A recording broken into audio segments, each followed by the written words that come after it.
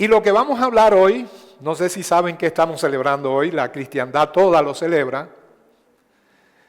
Quizás el nombre que se le endilga hoy a este día le suene un poco religioso, un tanto católico.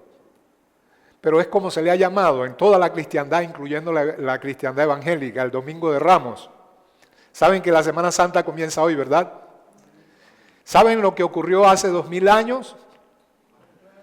Jesús finalmente llega a los días finales de su ministerio terrenal y entra por la ciudad de Jerusalén y es recibido por una multitud entusiasta que tiende palmas y ramas para recibir al Mesías. Pero como veremos, todo lo que hay allí es superficial, es una devoción superficial, es un entusiasmo que se parece al que hoy vemos en el mundo del evangelicalismo moderno. Parece haber una gran conmoción y hasta algunos dirían que es avivamiento.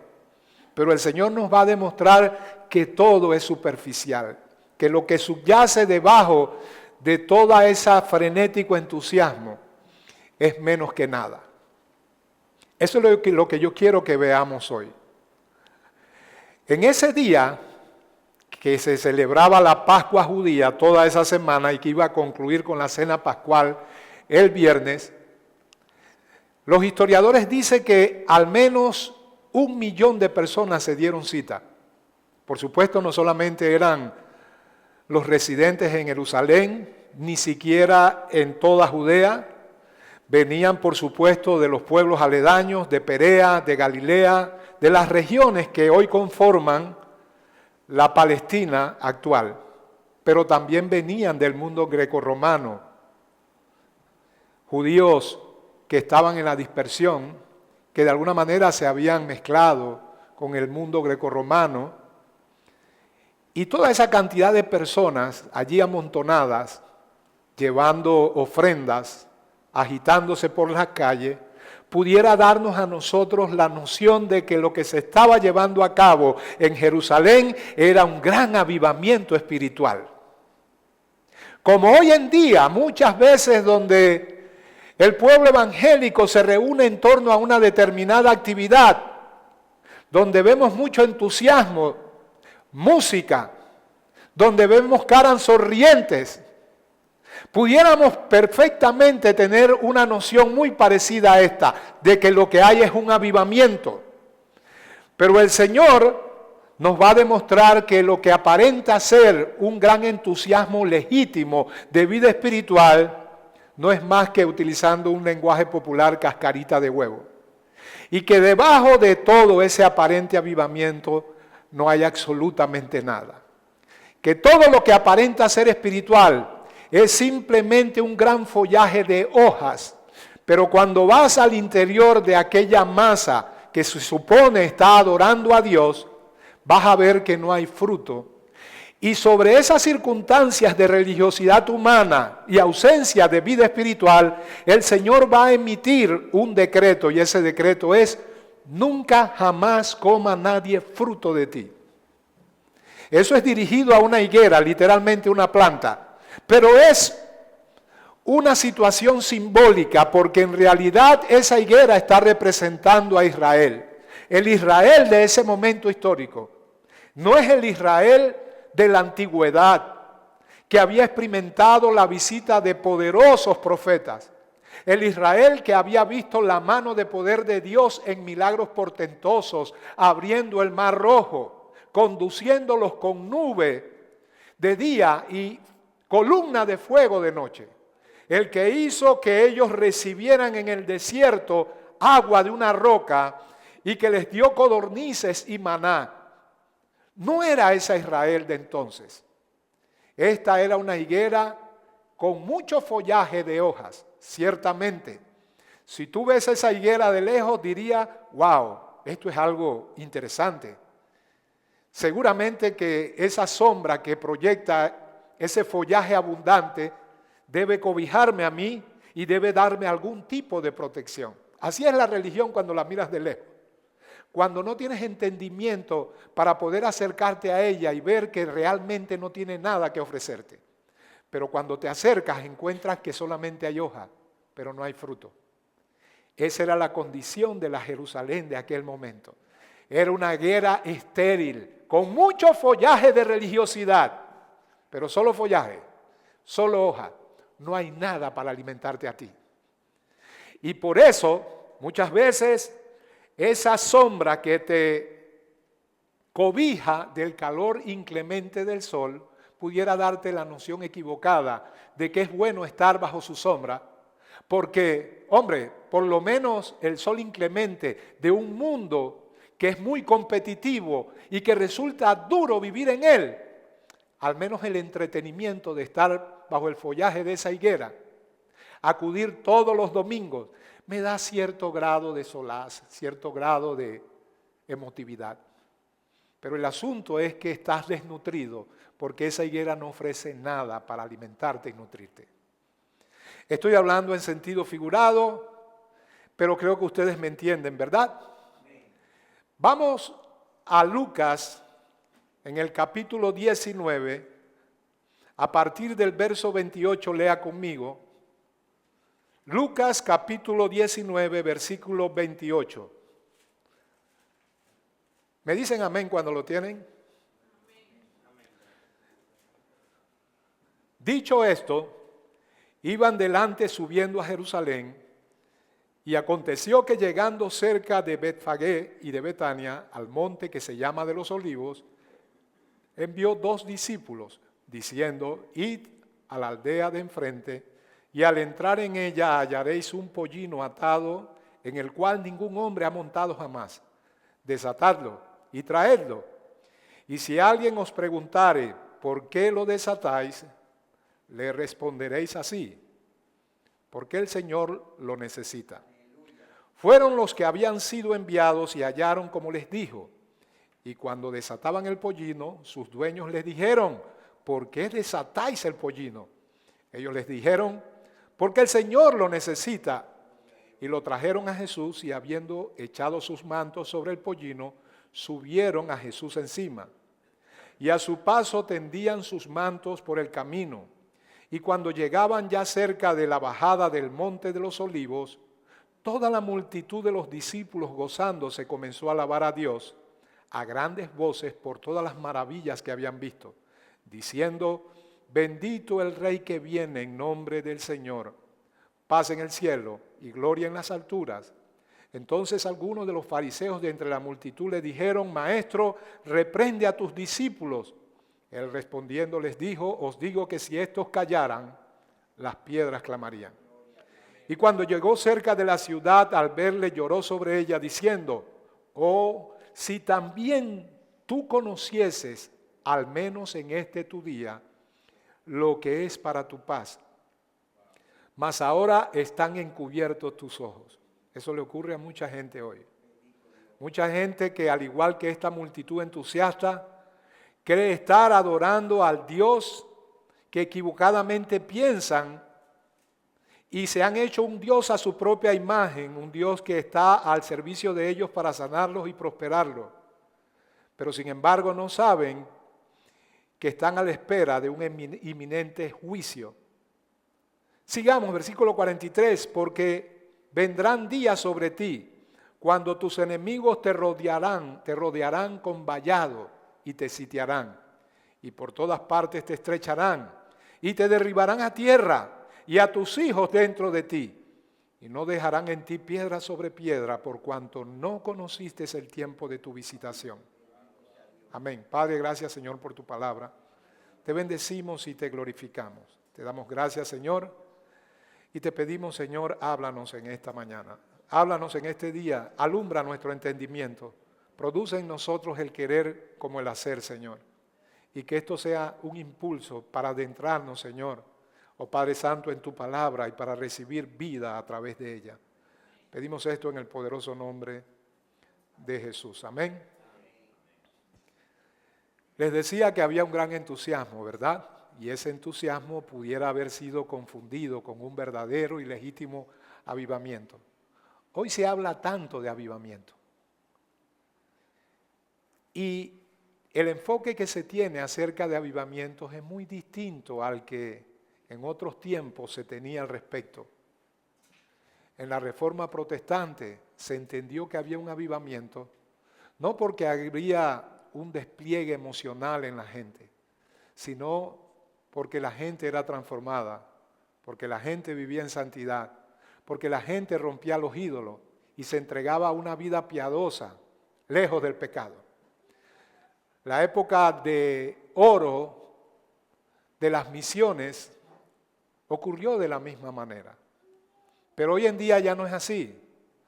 Hoy en día cualquier entusiasmo pasajero, producido no por la palabra de Dios, sino en muchos casos por la música o por los shows espirituales que se montan, la gente los toma como un avivamiento. Entonces, ¿a qué se debía el entusiasmo de esta multitud que recibió a Jesús?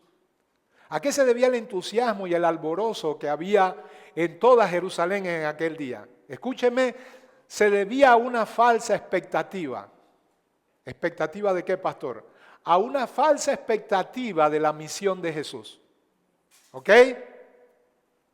Ellos pensaban que Jesús venía a librarlos del poder de Roma y que en efecto Él era el Mesías conquistador que les daría el que ellos pudieran establecerse como cabeza de naciones, el Mesías que iba a establecer el reino y que Israel por fin sería la nación que predominaría por encima de todas las naciones de la tierra. Pero todo iba a terminar, y de manera contrastante, con una pronunciación de juicio por parte de Jesús. Vuelvo a repetirlo, las expectativas que ellos tenían era, este es el Mesías. ¿Y por qué tenían esa expectativa? Bueno, porque sus ojos estaban puestos de manera equivocada, no en el propósito principal por el cual Jesús estaba delante de ellos, que era recibir el mensaje que Él traía. No, sus ojos estaban puestos en los milagros que Jesús hizo. Seguramente este hombre que puede convertir pequeñas cantidades de alimento y alimentar en abundancia a toda una multitud, tiene el poder sobrenatural para arremeter contra nuestros enemigos. Seguramente que un hombre que puede caminar por encima de la superficie del mar, siendo que ella no sustenta los pies de nadie, tiene el poder para simplemente con su palabra hacer que perezcan legiones de soldados romanos. Seguramente que él tiene el poder para eso. Y en la medida en que sus ojos estaban enfocados en lo que ellos pensaban que era la mayor credencial de su Mesías, es decir, las cosas que él hacía. Y la Biblia dice que los milagros tenían un propósito y era confirmar su procedencia. Dios nunca tuvo la expectativa ni tuvo el deseo de que los hombres fijaran su atención en los milagros. Los milagros eran un medio, ¿para qué? Un medio para probar más allá de toda duda que en efecto un hombre que hace estas cosas tiene que ser el Mesías prometido en el Antiguo Testamento. ¿Recuerdan lo que Nicodemo dijo cuando vino a Jesús de noche? Sabemos que has venido de Dios. Aquí viene la parte en la que todos estaban enfocados. Porque nadie puede hacer las señales que tú haces si Dios no está contigo. Ahora, había un conocimiento parcial acerca de Jesús. Has venido de Dios, ¿quién podía negarlo? Pero has venido de Dios ¿como qué? ¿Como profeta? Ese conocimiento no salva a nadie. Ese conocimiento no es suficiente para que una persona haya salvación, porque es un conocimiento que viene de lo que tus ojos advierten externamente con respecto a lo que tú ves y aquello en lo que están centrados tus ojos. Yo soy un ser humano que necesita alimento, comida, prosperidad, realización en esta vida y de alguna manera veo que tú puedes suplir eso. Pero mientras que mis ojos están enfocados con ello, mi mente y mi corazón está desatendiendo su mensaje. Y en contraste a eso vemos que la única manera de que un hombre encuentre salvación es cuando el Espíritu Santo alumbra su corazón para que el conocimiento que obtiene no sea basado en cosas externas, por muy sobrenatural que ellas sean, sino basado en la experiencia interior del Espíritu Santo alumbrando ese corazón. Por eso es que el Señor le dice a Pedro, eres bienaventurado, tú, no los que han recibido un conocimiento externo y me llaman a mí profeta, me llaman a mí un enviado de Dios, me llaman a mí uno que verdaderamente puede salvar a Israel de sus enemigos. No, tú tienes el verdadero conocimiento porque vino directamente de mi Padre a tu corazón, por supuesto, al escuchar a Jesús predicando. Porque ¿cómo creerán si no hay quien les predique? Jesús predicó y cuando lo hacía el Espíritu Santo actuaba internamente en el corazón de Pedro para que Pedro tuviera un conocimiento salvífico y con él una fe salvífica, no una fe liviana. Porque la fe liviana es aquella que centra sus ojos en los milagros. ¿Ok? Pero ese entusiasmo de parte del pueblo hacia Jesús iba a terminar con un juicio severo de Jesús hacia el pueblo. Wow, qué malo es Jesús, ¿verdad?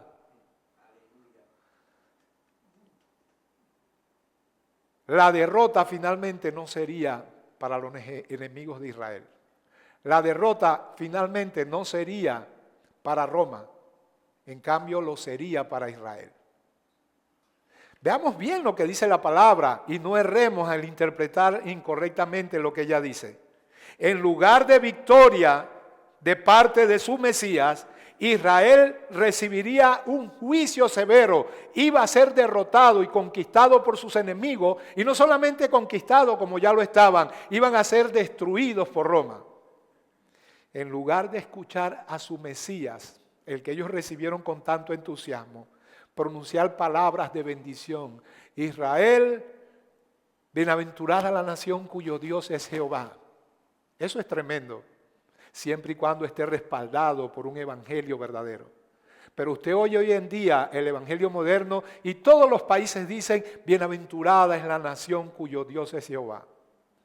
Y lo menos que esas naciones tienen con el evangelio que predican es que Jehová es su Dios.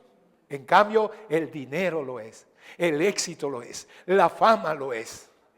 El vivir bien, aquí y ahora, como dijo uno de esos falsos profetas, es su verdadero Dios. No hay verdadera devoción hacia Dios. Todo ese entusiasmo que había en ese lugar, en ese momento, y el que hay hoy, responde a una expectativa falsa acerca de quién es Jesús.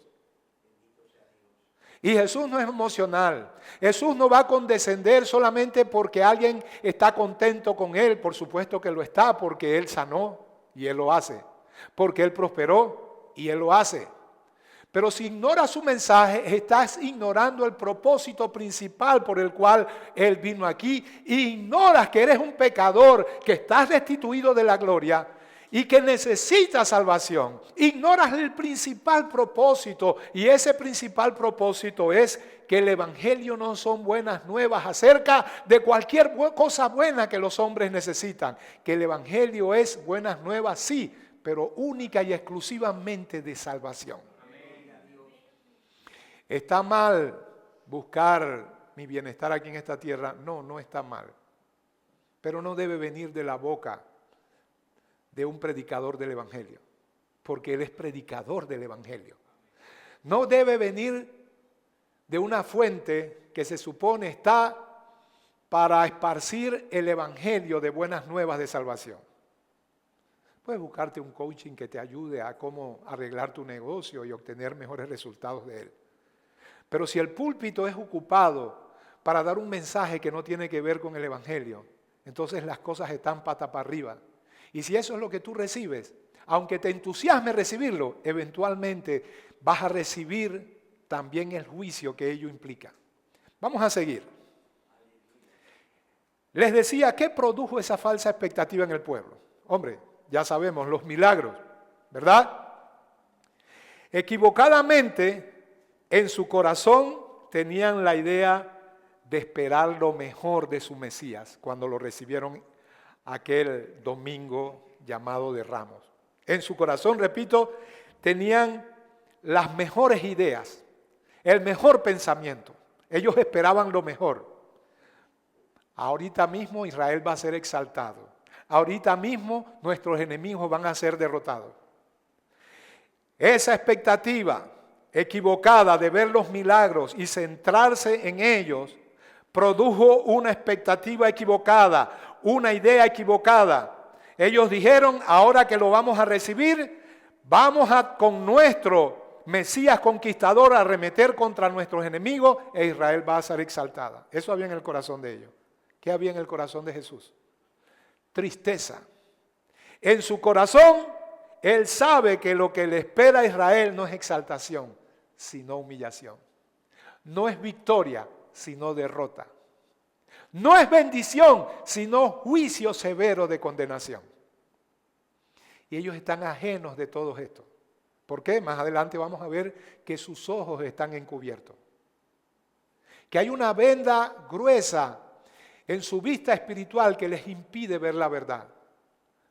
Ni siquiera imaginan el peligro de un juicio inminente que va a ocurrir a pocos años después que fue declarado por la boca de Jesús. Y así anda mucho el pueblo de Dios hoy, recibiendo a un Jesús que no es el verdadero Jesús, es otro Jesús. Hombre, creo que todos me entienden, todos entendemos el lenguaje figurado, ¿verdad? No existe otro Jesús, no existe otro evangelio, no existe otro espíritu. Pero Pablo dice, si ustedes se exponen a la predicación de los falsos profetas, ustedes reciben otro Jesús. No que haya otro Jesús, pero ese mensaje hace que ustedes reciban la idea de un Jesús que no se corresponde con el verdadero. Por lo tanto, no están recibiendo al Jesús revelado en las páginas de la Biblia, sino a otro Jesús. Si ustedes hablan del Espíritu de manera diferente, cuando la Biblia dice que Él vino para exaltar a Jesús, cuando Él vino para glorificar a Jesús, cuando todo lo que Él hace es que miremos a Jesús y pongamos nuestra vista en Él y lo que Él en esencia representa, su vida, y el hecho de que puede ser transferida a nosotros para que nos parezcamos a Él y seamos conformados a su imagen. Si el Espíritu que ustedes reciben es simplemente para experimentar, según ustedes creen, cosas sobrenaturales, ustedes están recibiendo otro espíritu.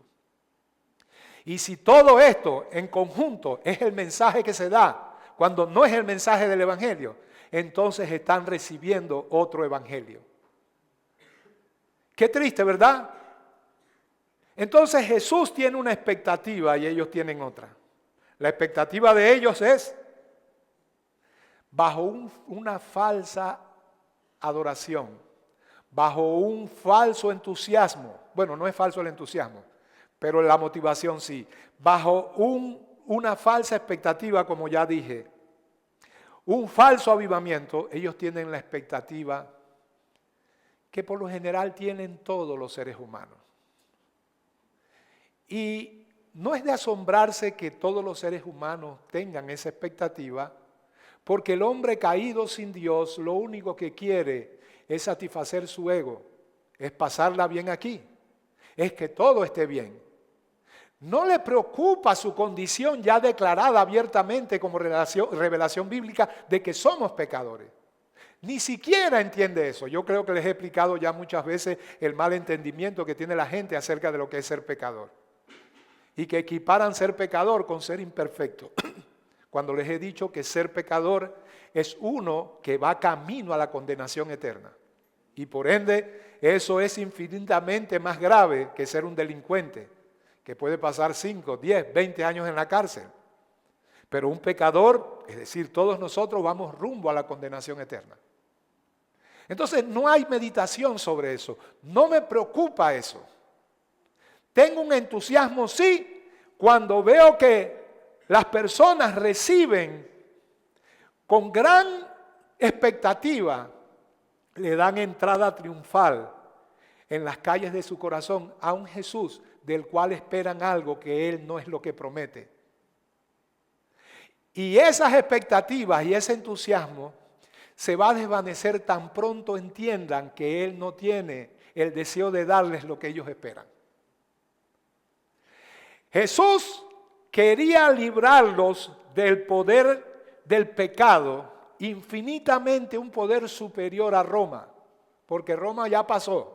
Y si quieres saber de ella, búscalo en los libros de historia, pero pasó como todo lo que pasa en esta tierra. Pero el poder del pecado, en la medida en que la historia avanza, se intensifica y sus garras son tentáculos que oprimen al hombre, que lo apartan de Dios, y de ese poder era que Jesús quería librarlo, pero ellos tenían una falsa expectativa. Me va a librar de Roma. Roma es un sistema, y este mundo es un sistema muy parecido a de Roma, y de hecho cada vez que la Biblia habla de Roma o de Babilonia, lo toma como un prototipo de lo que es el mundo en general. Y este mundo es injusto. Este mundo, por una parte, le da mucho a unos pocos que se creen dioses y oprime al gran porcentaje de las personas.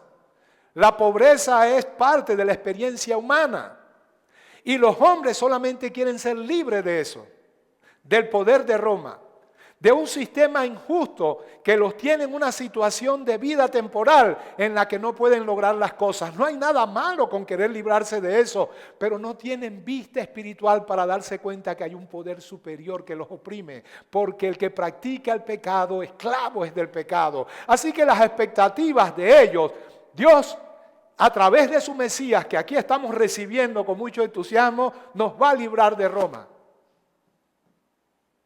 Se acabó una Israel precaria, se acabó todos esos puebluchos llenos de imposibilidades, donde no hay acueductos como los hay en Roma.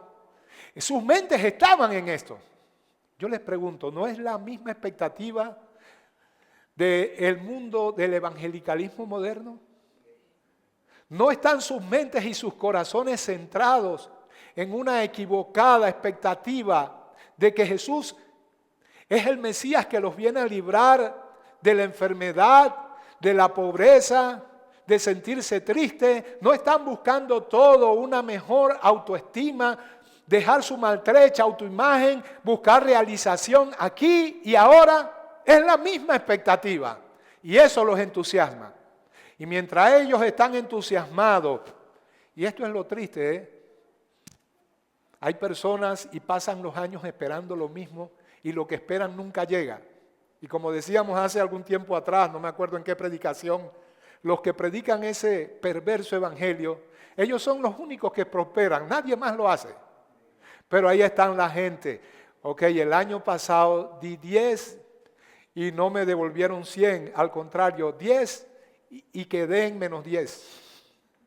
Pero será que no tuve suficiente fe, así que el otro año vuelvo al ataque. Y vienen toda la parafernalia pragmática de estos falsos profetas diciéndole a la gente lo mismo. Dios lo que quiere es que estés bien. Dios lo que quiere es que prosperes. Y no pasa nada. Y pasan los años y la misma barca cruzando el río. ¿Sí o no?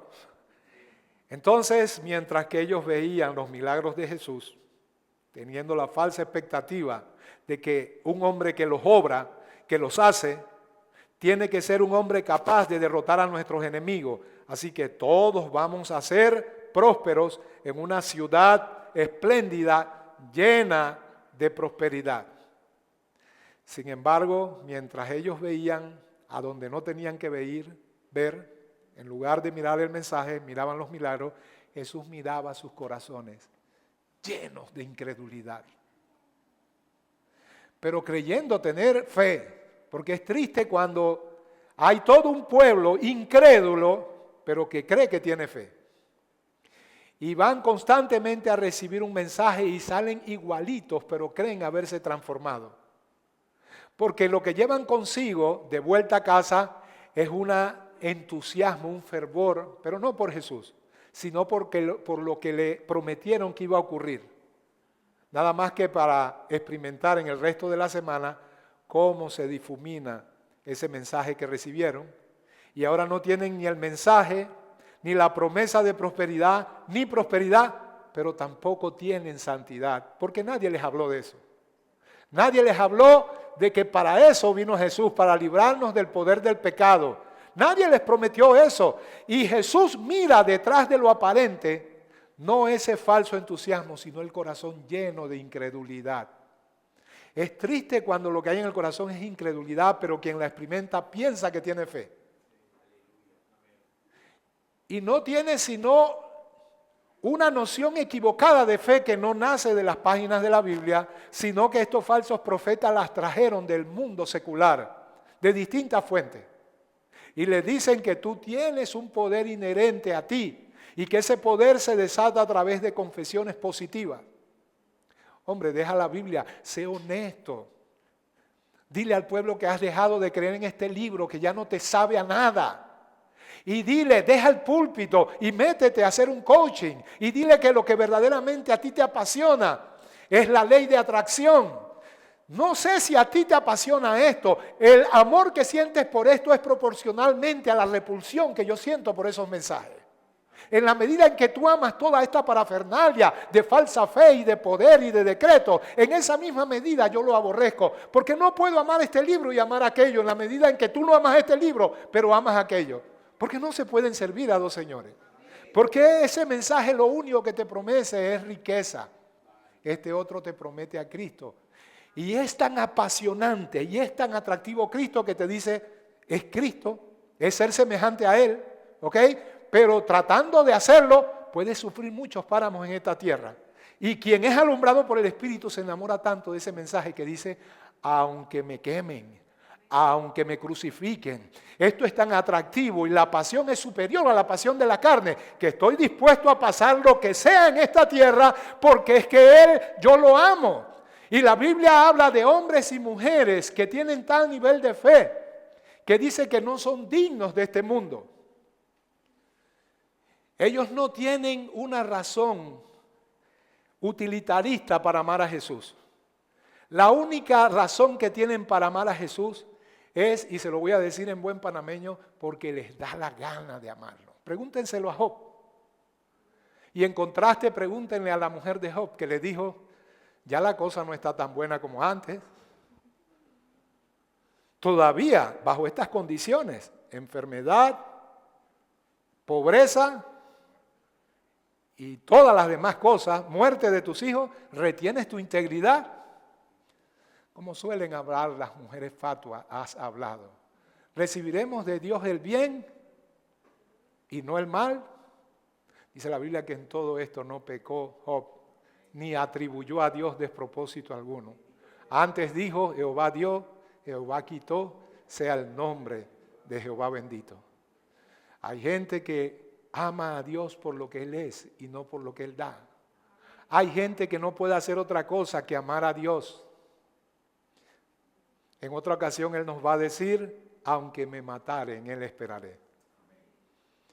Esto que voy a decir lo he dicho anteriormente, pero para los que no lo han escuchado, me encanta contar esa anécdota. Hay un hombre de Dios, la verdad es que no sé si ha muerto, se llama David Marrero, hermano de Radamés Marrero, y creo que su hijo, creo que fue en los años 80, estaba de misionero en un país centroamericano, creo que era Salvador. Hombre, para hacer corta la historia, lo mataron. Y la muerte fue cruel. En el sepelio, David Marrero dice algo. Señor, yo no soy digno de ti, lo único que me hace digno es la justicia de tu Hijo en mí. Así que yo no puedo confiar en mí, solo puedo confiar en ti. Y tú eres bueno. Lo que él quiso decir es, ¿cómo voy bajo estas circunstancias de dolor dar un testimonio diferente al que daba antes cuando tenía a mi hijo vivo y cuando lo abrazaba y me gozaba con él y veía que su iglesia prosperaba? Pero ahora está muerto por causa del evangelio y ahora voy a decir que tú eres malo. No, tú eres bueno, nada ha cambiado, tú lo sabes, tú conoces mi corazón y mi expectativa de ti no ha cambiado, tú eres bueno. Y Señor, te conviene que yo vaya al cielo, porque si me dejas ir al infierno, habrá alguien que va a desentonar allá, porque en el infierno gritaré, Dios es bueno, y el hecho de que yo esté aquí implica que soy bueno, porque un Dios bueno debe hacer justicia con un pecador malo como yo. Pero gracias a tu Hijo que me ha justificado y que yo voy al cielo, pero te digo esto, si fuera al infierno, vas a hacer que yo desentone y eso no te va a gustar mucho. Porque en el infierno habrá un alma que diga que Dios es bueno y que Él merece toda gloria. ¿Qué tipo de evangelio produce ese tipo de hombre? El único y verdadero. Miren, este evangelio, y no quiero con esto atacar un aspecto de la palabra que no es doctrina esencial, sino periférica, en la que se puede disentir y tener opiniones diferentes, es decir, en el área de escatología. Ustedes saben que toda la iglesia espera la venida del Señor. Cualquiera que diga que el Señor no viene, ahí sí se coloca en la herejía. Toda la iglesia sabe que el Señor viene, pero cuándo y cómo, ahí pueden haber diferencias. Así que el tema no es salvífico, pero es bueno abordarlo. Y una de las cosas que cambió en el siglo XX con respecto a la venida del Señor es que la gente ya no se interesó en el verdadero propósito de la esperanza bienaventurada. ¿Cuál era el verdadero propósito? En primer lugar, voy a ver a mi Señor. La gente no estaba esperando, voy a dejar de sufrir, porque era una iglesia sufriente. La iglesia lo que tenía la expectativa es, voy a ver a mi maestro, ese es mi gozo en primer lugar. En segundo, voy a ver a mis familiares. En el siglo XX eso se cambió por, el Señor me va a raptar para yo no sufrir en esta tierra.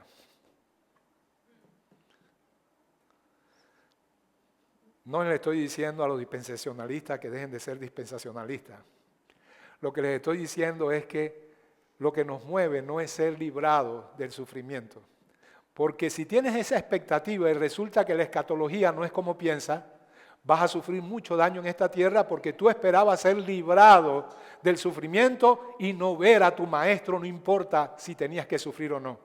Así que si tu teología es cambiada y repentinamente lo que recibes es que se levanta un hombre por ahí, ¿yo qué hago aquí si este hombre ya se levantó? Y de pronto ya no solamente hay persecución legal impidiendo a los cristianos predicar, según ellos, discurso de odio, sino que van a arremeter contra nosotros. Entonces tú vas a quedar muy sorprendido porque tú tenías un boleto en primera clase para volar al cielo y no sufrir nada en esta tierra. Se dan cuenta que la esencia del evangelio es que no importa si en esta tierra nos muelen, nos aplastan, nos crucifican, nos queman, sabemos que tenemos una morada en los cielos, hecha no de manos humanas, sino eterna, es una morada que significa un cuerpo que no muere, que es un cuerpo que no se envejece, porque el Señor mismo con voz de mando, con voz de arcángel, con trompeta de Dios descenderá del cielo y los muertos en Cristo resucitarán primero. Para ser librados del sufrimiento. Dile eso a la iglesia primitiva. Ve en una máquina del tiempo y dile, miren, yo tengo buenas noticias para ustedes, no van a sufrir la gran tribulación. Y la gente, este loco de dónde salió. Pero si a nosotros nos están quemando vivos, a nosotros nos están echando a los leones. ¿A qué gran tribulación se refiere él? ¿Esto qué? ¿Esto es pequeña tribulación? Estoy siendo irónico, no estoy tomando los pasajes y uniéndolos. Estoy simplemente estimulando el gusto por la palabra y por este tema en particular para que vayas a la Biblia y desempolves el tema y te des cuenta de que nunca el Evangelio ha prometido, al menos no de manera garantizada, bienestar en esta tierra. Que el Evangelio se trata de una nueva criatura. Ahora Dios es bueno y conoce que tú y yo no podemos soportar más de lo que podemos. Tenemos un límite, una medida de fe. Y por lo general, esta es la norma. Por lo general no te acontecen ni grandes sufrimientos, aunque tampoco grandes bendiciones de riquezas. Porque yo siempre he creído que el martirio es un gran privilegio para hombres de una talla espiritual que no tiene todo el mundo. Y la prosperidad a altos niveles, sin que haga que la persona que lo recibe deje de ser una persona consagrada, es también para personas de una talla espiritual grande, que pueden soportar aquello. Pero por lo general tú y yo recibimos una mediana. Sin embargo, tu corazón y el mío deben anhelar lo mejor de Dios. Jesús estaba decepcionado. Así que esa multitud esperaba un Mesías conquistador, ¿verdad que sí?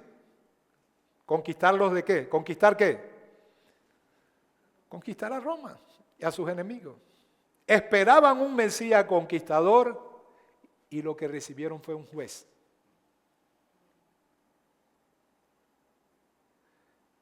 Los días previos a esto, unas semanas antes, Jesús había sanado, esa palabra está muy débil, había resucitado a Lázaro.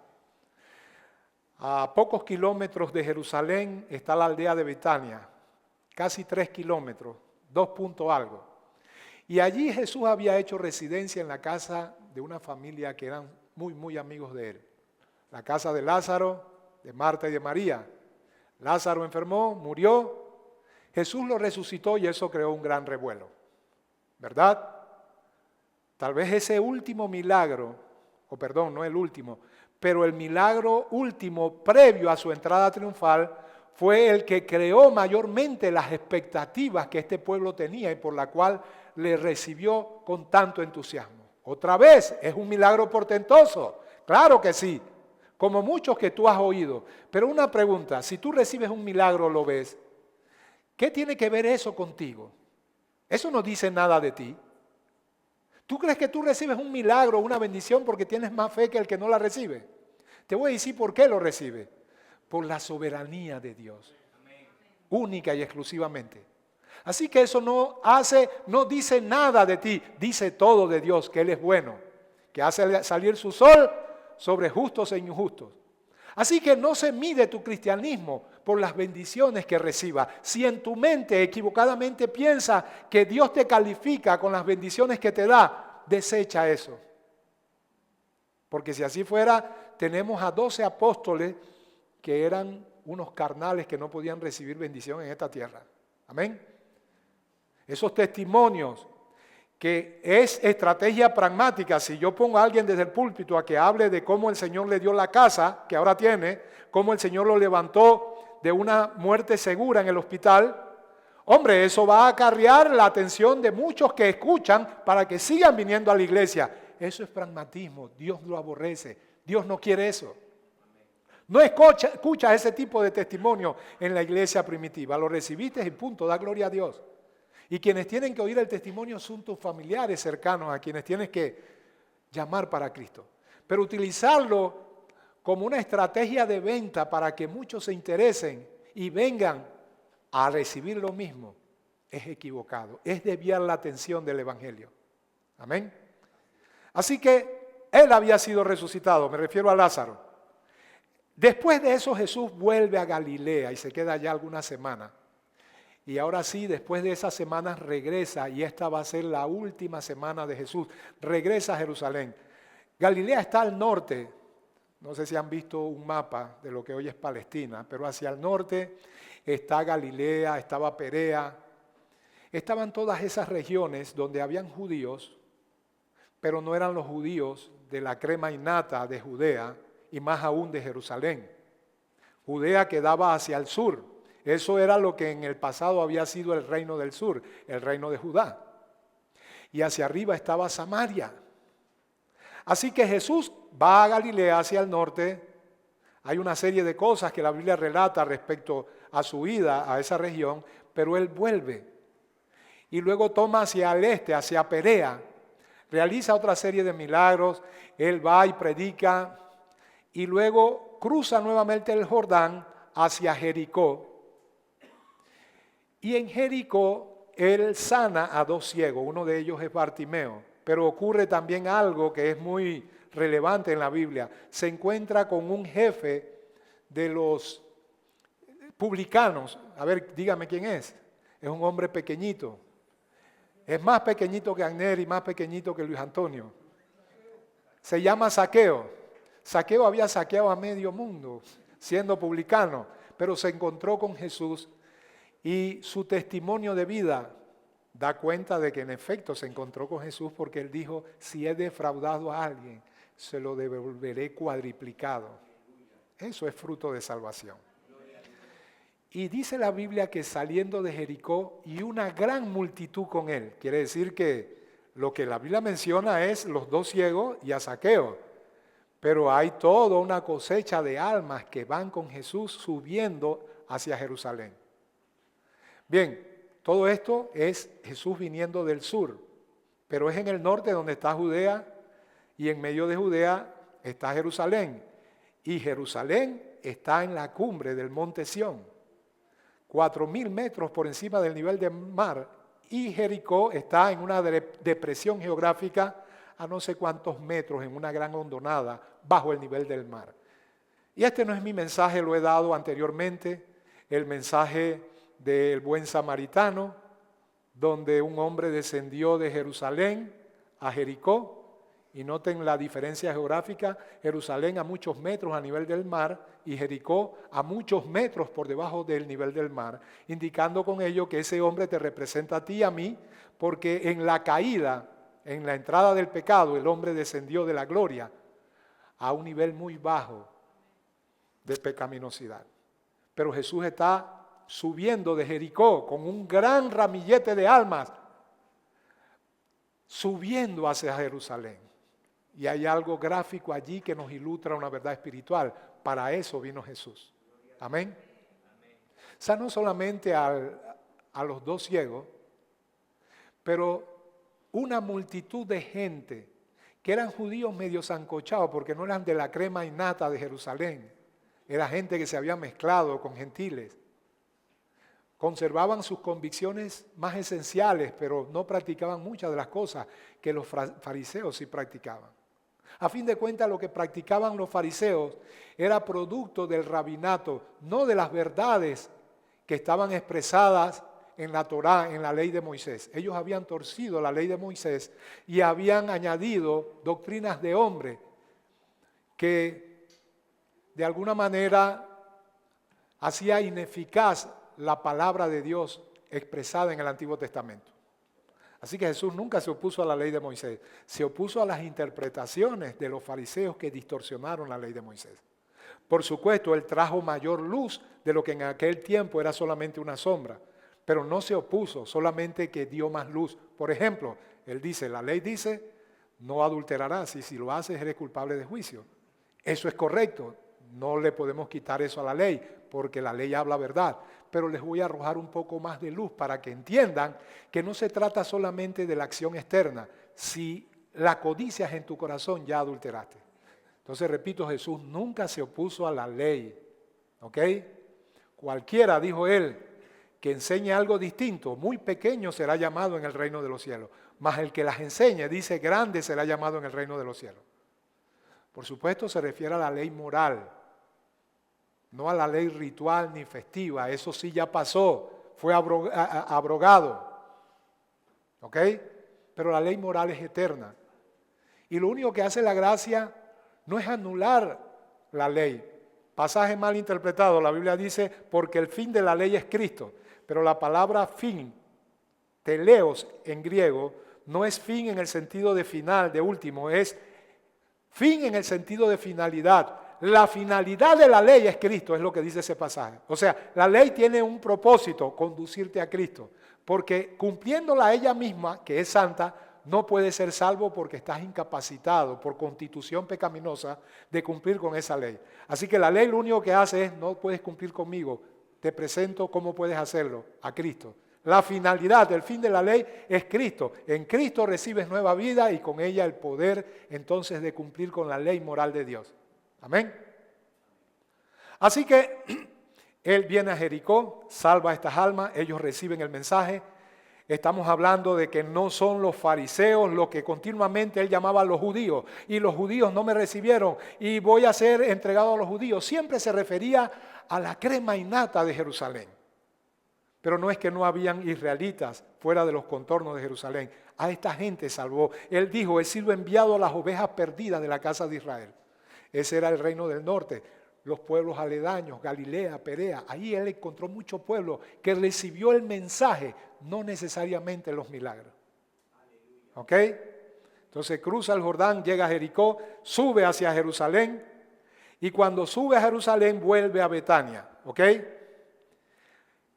Allí en Betania fueron a visitar un montón de gente que había oído acerca de lo que semanas antes había ocurrido, y era que Lázaro, que había muerto, Jesús lo resucitó.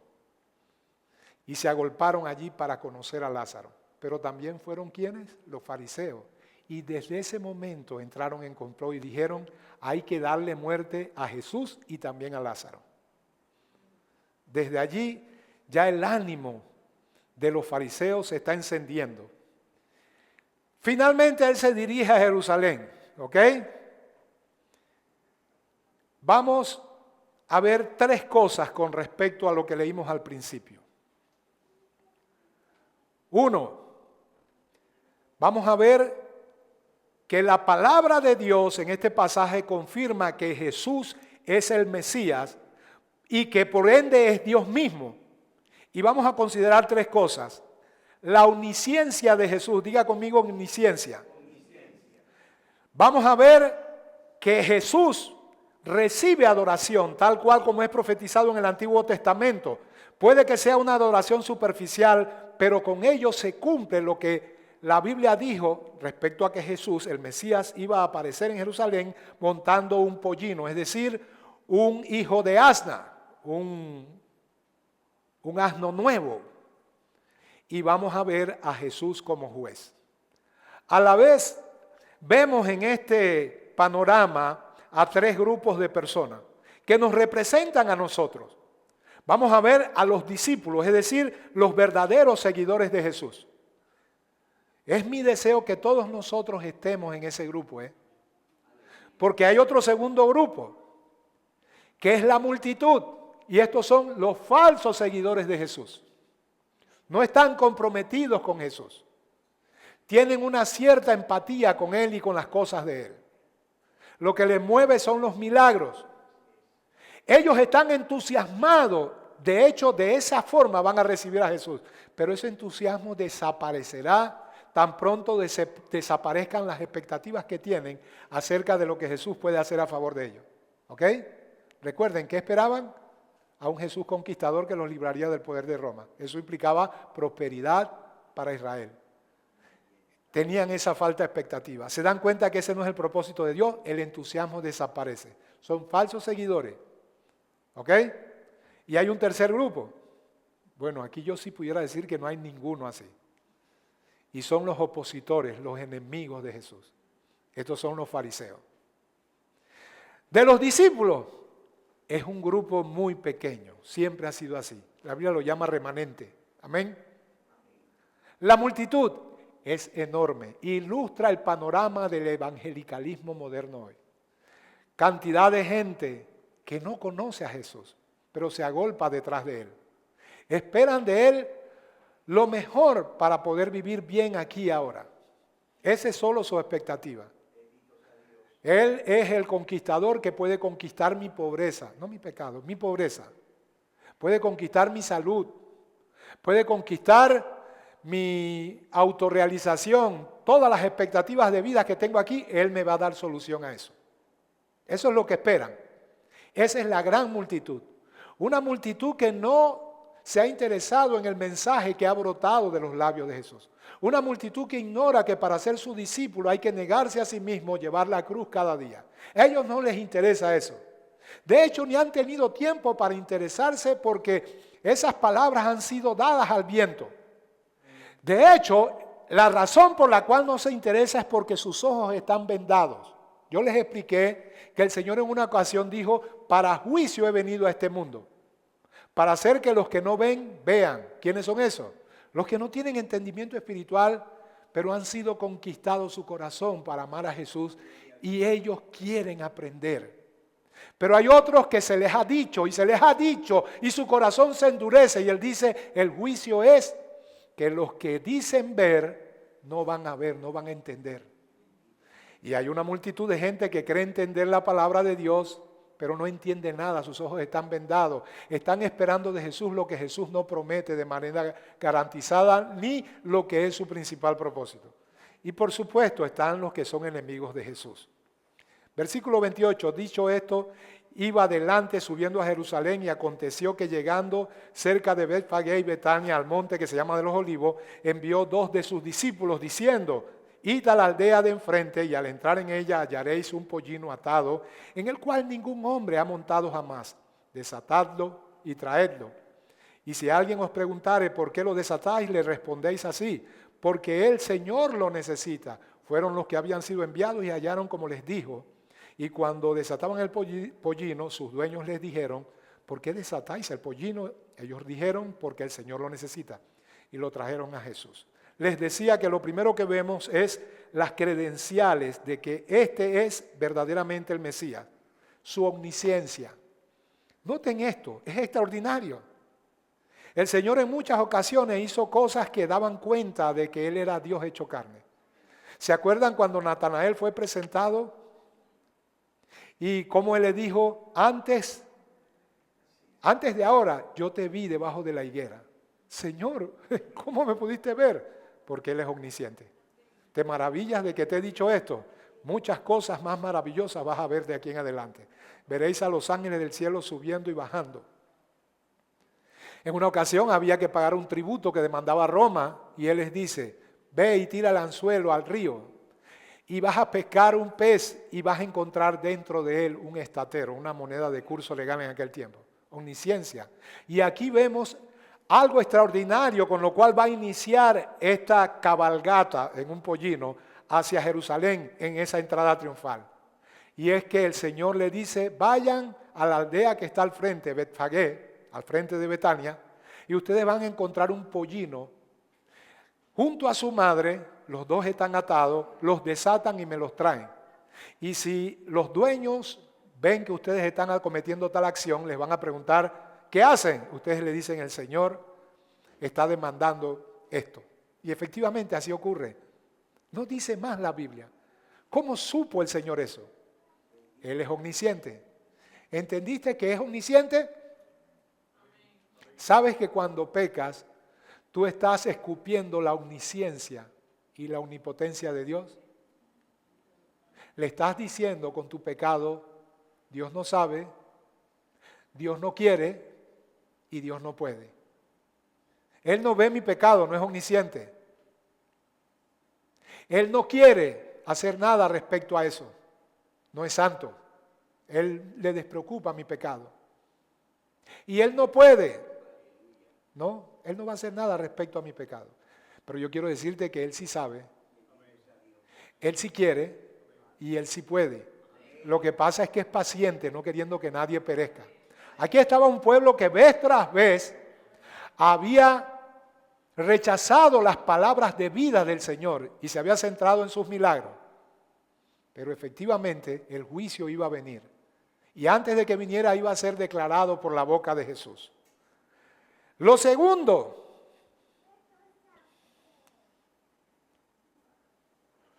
es que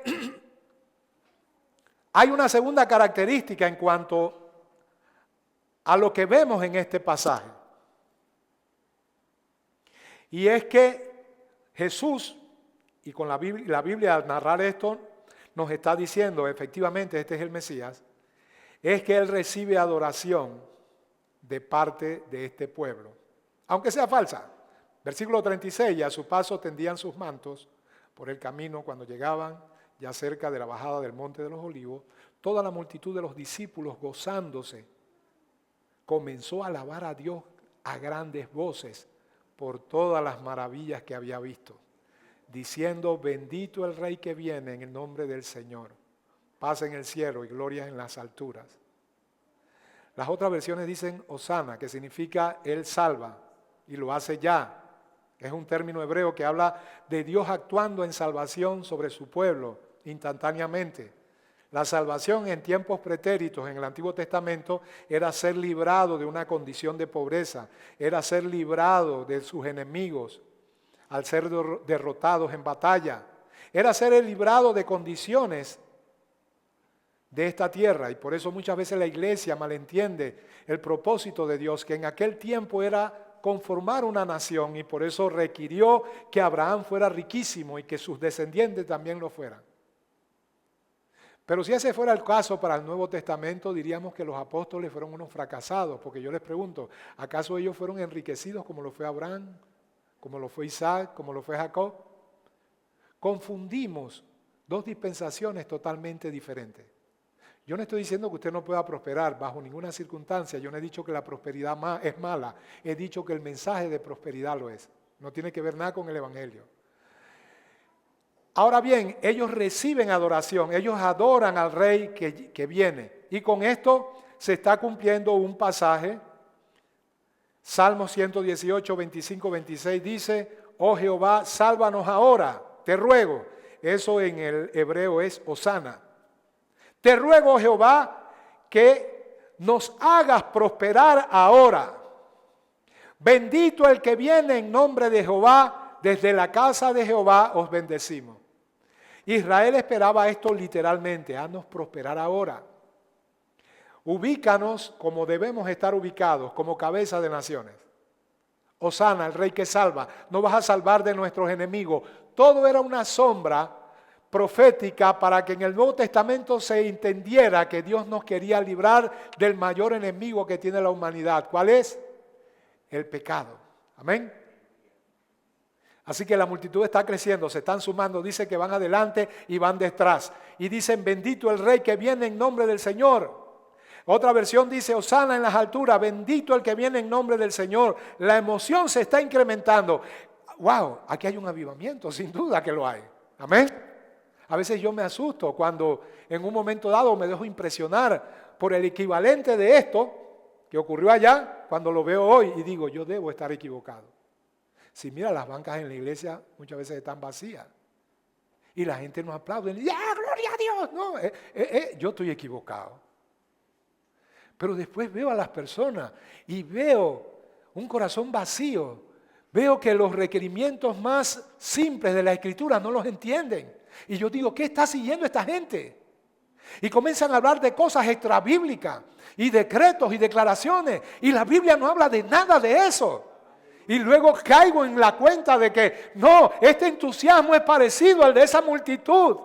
Ellos están contentos porque la carne se pone contenta cuando le dicen que te van a sanar, que te van a prosperar. El corazón del hombre se hincha de felicidad ante estas cosas. Esperaban una salvación temporal, una salvación terrenal, pero el Señor tenía en mente una salvación espiritual. Miren lo que añade Marcos 11:10. Bendito es el reino venidero de nuestro Padre David. Hosana en las alturas. Salva ahora en las alturas. Eso es básicamente lo que ellos están entendiendo. El reino viene con el Mesías. Y él, con su poder sobrenatural, va a llegar donde César y le va a decir: ataque al corazón, César va a morir. Luego van a venir sus hordas de huestes de soldados y él va a hacer así con una mano y van a caer muertos. Y luego va a hacer con la mano derecha y los otros van a arder en fuego. Y luego vamos a ir y vamos a tomar los palacios de Roma y el poder de Israel se va a establecer nuevamente en esta tierra. Y ante este fervor del pueblo, los fariseos incrementan su enojo. ¿Ok? Y ellos están tan enojados que le dicen: haz que tus discípulos callen. Y el Señor les responde: si ellos callan, las piedras clamarán. Dentro de esa multitud que no tiene fervor por Jesús, porque siempre es así, por eso es que no podemos jugar, y también hoy es así, hay gente sincera y verdadera. Hay gente que ama a Dios, que lo único que quieren es a Jesucristo. Ellos no entienden mucho, pero lo suficiente para: no, sí, yo sé que el Señor nos quiere sanar, pero hey, hermano, hay que estar en santidad. Ellos no conocen mucha doctrina, pero a veces son mejores que tú y que yo, porque conociendo poco viven mejor que tú y que yo. Lo poquito que conocen es suficiente para que ellos entiendan en su espíritu que esto se trata de vivir en santidad. Y tienen lo otro como algo que puede ser y no puede ser y que todo ser humano anhela. El mismo instinto de autoconservación te va a llevar a hacer lo mejor por tu bienestar, no es nada de malo. Pero ellos entienden algo: Jesús está para hacernos santos. Así que en esa multitud había gente sincera. A ellos se refiere cuando dice: os digo que si estos callaran, las piedras clamarían. Porque quienes inician este entusiasmo son los verdaderos discípulos. Desde el momento en que los apóstoles ponen sus mantos para que Jesús trepe en el pollino y luego viene esa caravana y toda esta gente que vino de Jericó, hay discípulos verdaderos. ¿Ok? Y cuando llega cerca de la ciudad, al verla, ya vimos a Jesús, su omnisciencia, que lo avala como el Mesías. Hemos visto también, ¿qué cosa? La adoración que ha sido profetizada en el Antiguo Testamento. He aquí tu rey viene montado en un pollino, hijo de asna. Así profetizó Zacarías. Y esa profecía se está cumpliendo. Jesús está cumpliendo todo lo que se habló de él. Pero ahora viene el Mesías, no como ellos esperaban. Y escúchame, aquí voy a terminar. Porque esa multitud espera de Jesús algo que Jesús no ha prometido. Y no saben que pueden recibir lo diametralmente opuesto. Esta multitud esperaba al rey conquistador y van a enfrentar al rey juez. Juan, versículo 22. No, eso no se los quiero mandar a leer. Vamos a leer primero el versículo 41 de Lucas, del pasaje que nos ocupa.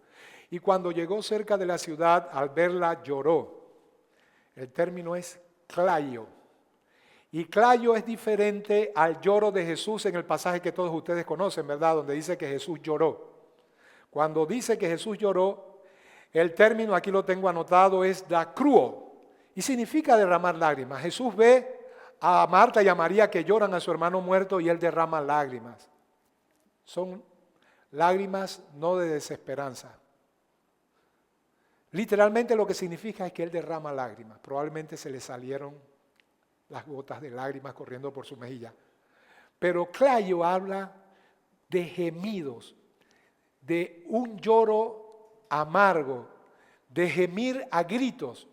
No sabemos si literalmente Jesús hizo eso, pero lo que él experimentó es superior a lo que experimentó cuando vio a Marta y a María y a todos esos judíos. Él se le desgarró el alma y miren lo que dijo. Y cuando llegó cerca de la ciudad, acuérdense que va esa caravana y ya está cerca viendo los edificios de Jerusalén.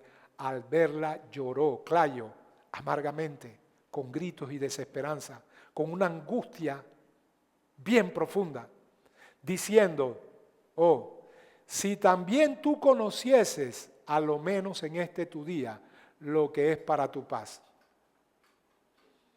Bien, eso no es solamente para ellos, es para nosotros. Para nosotros, quienes muchas veces inclinamos nuestro corazón a cosas que no son de carácter eterno.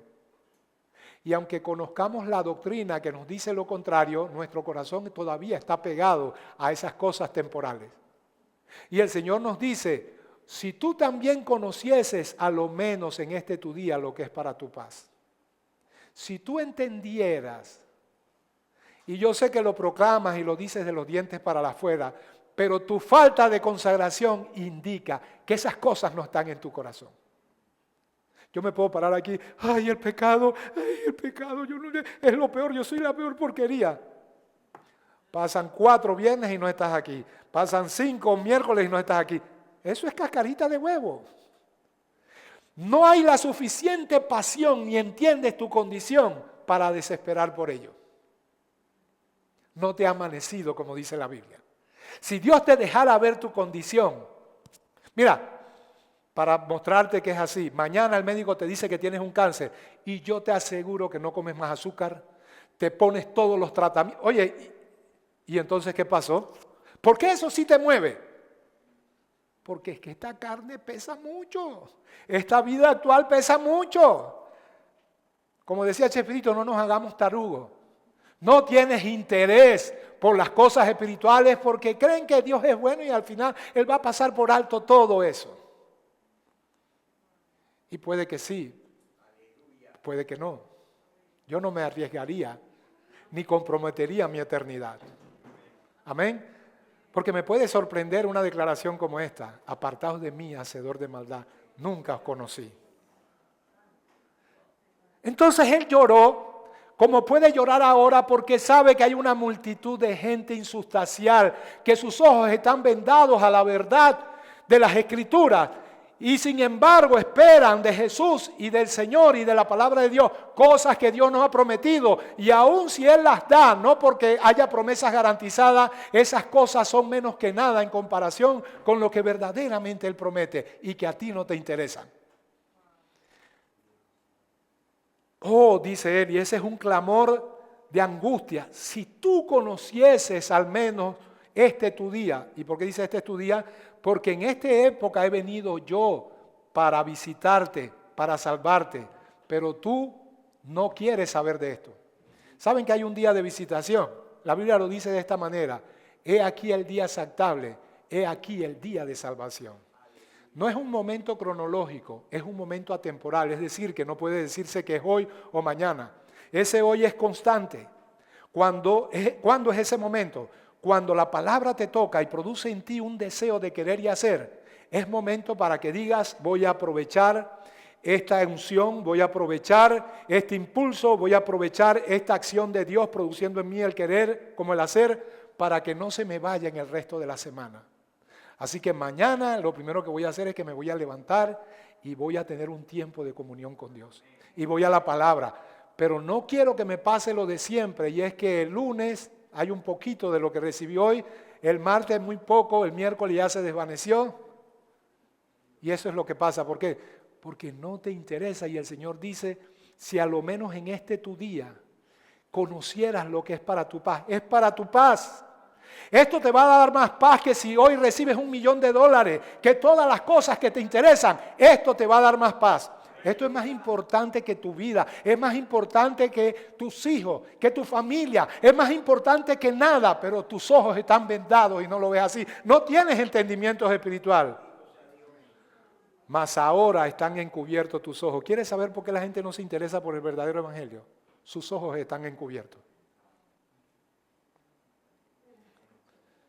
Y ahora sí el juicio, porque vendrán días sobre ti, esto se lo está diciendo a Judá, a Jerusalén, cuando tus enemigos te rodearán con vallado y te sitiarán y por todas partes te estrecharán y te derribarán a tierra y a tus hijos dentro de ti, y no dejarán en ti piedra sobre piedra, por cuanto no conociste el tiempo de tu visitación. Ustedes saben lo que ocurrió 40 años después. Cuando Jerusalén fue sitiada en el año 66 porque los judíos se rebelaron contra Roma. Y ese sitio implicaba meses. Nada entraba ni nada salía. Si eso era así, las provisiones se acababan. Vino una gran hambruna que los historiadores dicen que aún las sandalias hechas de cuero las cocinaban para comer. Hubieron mujeres que quedaron desquiciadas y se comieron a sus propios hijos. Los cristianos habían sido advertidos, y los historiadores también dicen que ningún cristiano sufrió los estragos de esa invasión. Todos, cuando vieron a Jerusalén sitiada, comenzaron a irse para diferentes partes del mundo grecorromano. Total, al final de cuentas, todos los judíos iban a ser sacados de esa región. Y esa región iba a ser entregada a lo que quedaba del resto de los filisteos, y por eso iba a ser llamada Filistea, Palestina. Esa es la derivación de Filistea.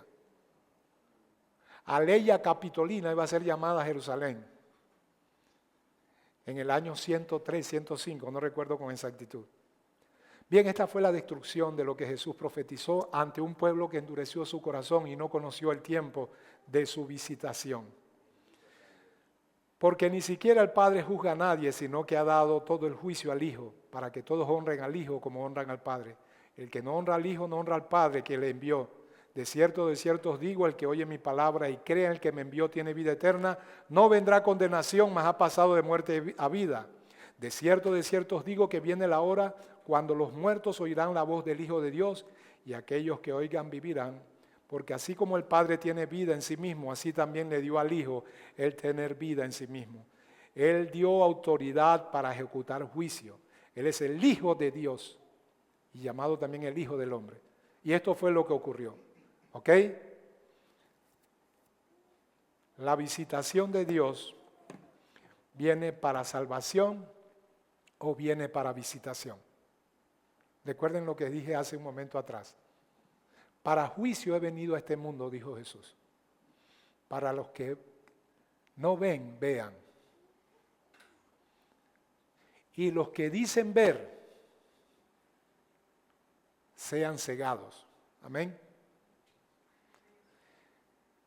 Muchas veces el que tiene conciencia de desventaja, pese al hecho de que sabe bastante, pero luego que sabe bastante se da cuenta que es nada lo que sabe, no por una declaración de falsa humildad, sino porque al saber entiende que el cúmulo de conocimiento que le falta es infinito.